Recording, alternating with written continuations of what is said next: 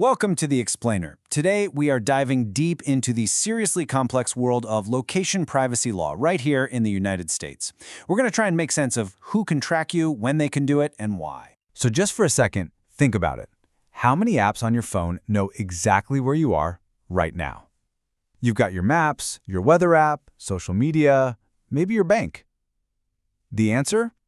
It's probably a lot more than you think. And that brings us to this huge modern-day question. In a world where we're always connected, what does privacy even mean anymore?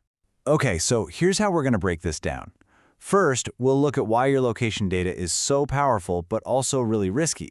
Then, we'll dig into the foundational principles that basically all privacy laws are built on. After that, you'll see how the rules for the government are totally different from the rules for businesses. And finally, we'll look at where all of this is headed. All right, let's start with the big picture. Your location data is an incredibly powerful tool, but, that power definitely cuts both ways. I mean, on one hand, this information can literally be life-saving. It helps first responders find you in an emergency, it can help locate a lost child, it gets you through a new city without getting lost. But, on the other hand, it swings wide open the door to unauthorized surveillance, to companies building these massive profiles on you for advertising, and in the worst cases, it can be misused for things like stalking and harassment. So, how do we even start to put rules around this? Well, believe it or not, our modern privacy laws didn't just pop up out of thin air. They actually all go back to a set of core ideas from the 1970s, which were created to deal with the rise of computers. They're called the Fair Information Practice Principles, or FIPS for short. And these 8 ideas are really just common sense for a digital world.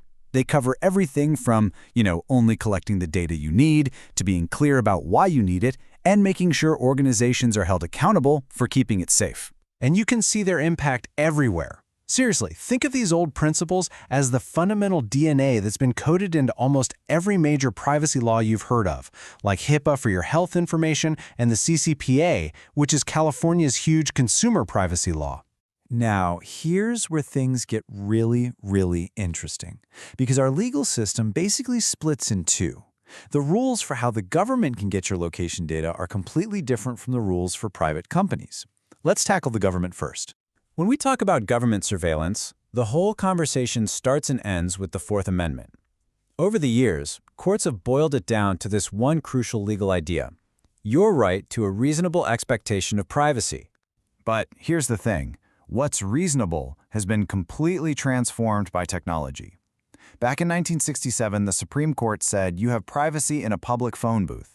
Fast forward to 2012, and that same protection applies to police putting a GPS tracker on your car for a long time.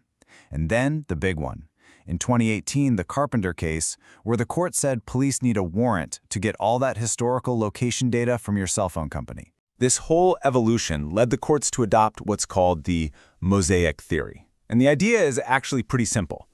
While any one trip you take in public, say to the grocery store, isn't private, collecting data on all your trips over months or even years can paint an incredibly intimate picture of your life. It can reveal your routines, your friends, your beliefs, and that bigger picture, that mosaic, that's considered private. And the challenges today are just getting wilder. Courts are trying to figure out what to do about stingray devices that basically fake a cell tower to find your phone. They're debating whether police can put a camera on a telephone pole and watch your house for months. And then there are geofence warrants, where police demand data on every single phone that was in a certain area at a certain time. Okay, let's switch gears. If the rules for the government are like an evolving puzzle, the rules for businesses are, well, they're more like a messy, incomplete patchwork quilt. So, unlike a lot of other countries, the U.S. doesn't have one big, overarching federal privacy law for companies. Instead, the main cop on the beat is the Federal Trade Commission, the FTC.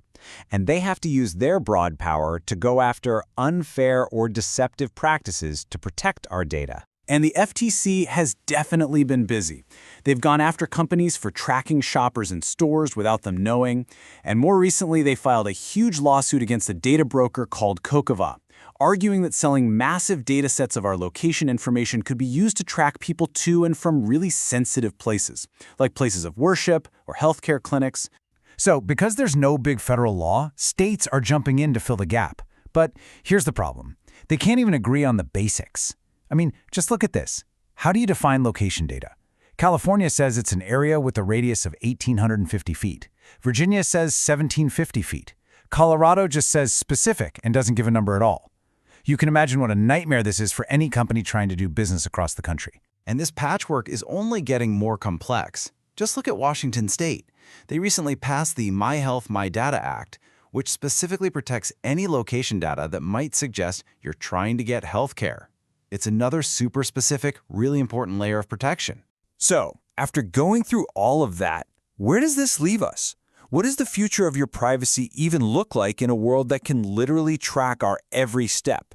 If there's one big thing to take away from all this, it's that our legal system, which is built to be slow and deliberate, is just struggling to keep up.